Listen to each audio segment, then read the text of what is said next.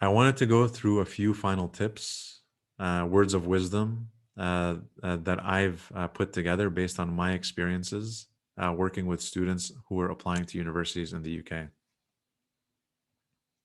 First off, if you don't know what you want to do, who you are, or what you want to study, feel free to guess. Now, it doesn't mean that just, come up with something or fake something and run with it. What I mean is, you might be 50, you might be 16, 17, 18 years old. You don't necessarily know what you want to study in university, let alone what you want to do as a career. But maybe today you have a certain perspective of what you might want to study in university, and you should go with that. Um, you don't want to write the personal statement just saying, hey, I'm 16 years old or 17 years old. I don't know what I want to do. No, feel free to write about a certain subject that you want to study. And if that changes in the future, once you're in university, that's fine. And universities understand that. But try to spend some time thinking about really what subjects interest you today and what specific subject you'd like to write about and study in university.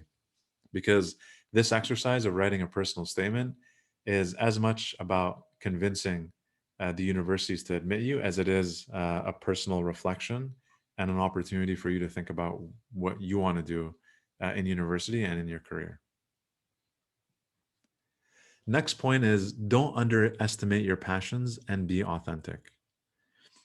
Here, what I'm trying to say is, if you're passionate about computer science because you love to play video games as a child, and that eventually turned into a passion for understanding how to build video games, that's great and that's totally fine.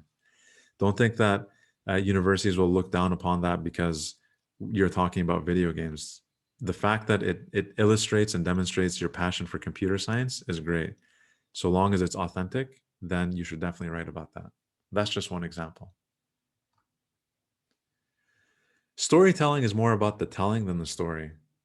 Plenty of students come up to me and say, hey, it's very easy to write a good personal statement or an essay when you've gone through a war, you've gone through like very difficult times, or you have this great skill set or experiences. But what if you just lived a plain old boring life? And I say, you know what? At the end of the day, it's everyone has stories, but it's really about how you tell the story. I could write a great story just around my daily morning habit of watering the plants in my backyard, which sounds really boring, but if I tell it in the right way, it can be really interesting. So don't underestimate your own life experiences, and don't underestimate the power of being able to tell a story really well to contribute to a good storytelling exercise. Focus, focus, focus. Make sure your personal statement is focused. Don't just write about random things. I want you to tell me what you want to study in university and why. And I want every part of the personal statement to support that focus, to answer that question. More isn't better, better is better. Plenty of students look at a blank sheet of paper or a blank Word document and freak out and just start writing with no plan in sight.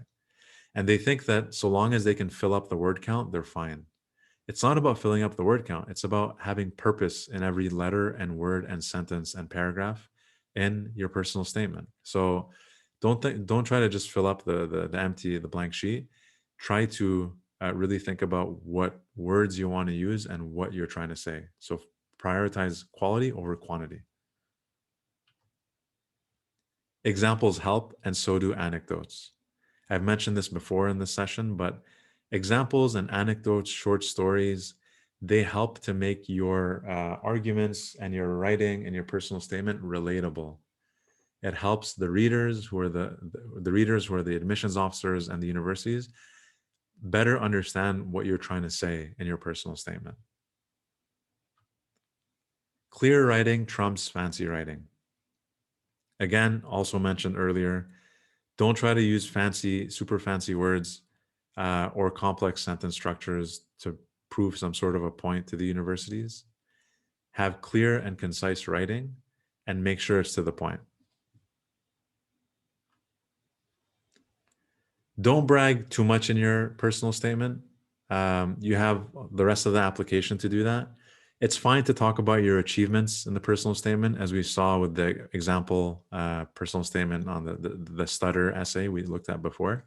It's fine to talk about scoring in the top 10% of your class, that you've won awards. That's great, but don't feel like the entire personal statement is just an opportunity to brag or to try to convince the university that you're some invincible, perfect applicant. Nobody is. And as you saw in the stutter personal statement, the applicant's talking about a really vulnerable time in his life where he struggled with a stutter. So the personal statement, yes, you can talk about your achievements and you should, but it shouldn't just be about bragging. It should be a full, comprehensive exercise in illustrating and demonstrating how and why you're well suited to study the course that you're interested in studying in university. Don't try to game the system. What I mean here is, if you're trying to position yourself as an applicant with a certain profile or an interest in a certain subject that's not really authentic, only because you think the university prefers those types of students, then I would ask you to reconsider whether that's the right university to apply to.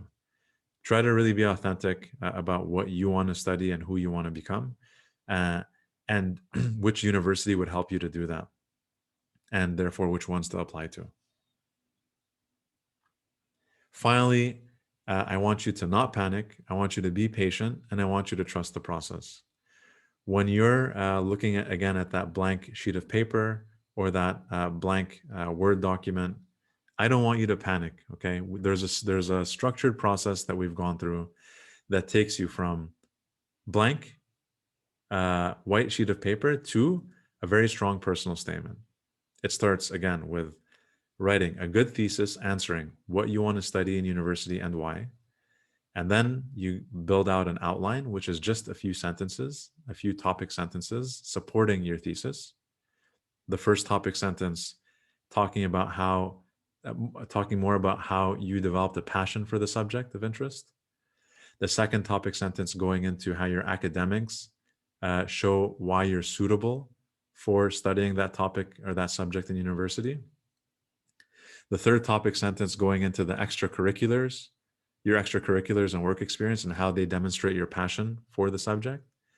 And the fourth topic sentence talking about how either how you're going to contribute to the university's environment and or how studying the subject you're interested in contributes to your passion and what you want to do with your career after university. So with that, I wanted to thank you for your time today. We went over how to write, how to structure, outline, and write a good personal statement so that you can get into your choice of university in the UK. And at ReachUp, we're more than happy to help. So you can WhatsApp me at this phone number, or you can send me an email to mo@reachup.net. And you can always visit us at reachup.net and check out our website. And with that, I wanted to thank you, and I hope you have a good day and a successful application cycle.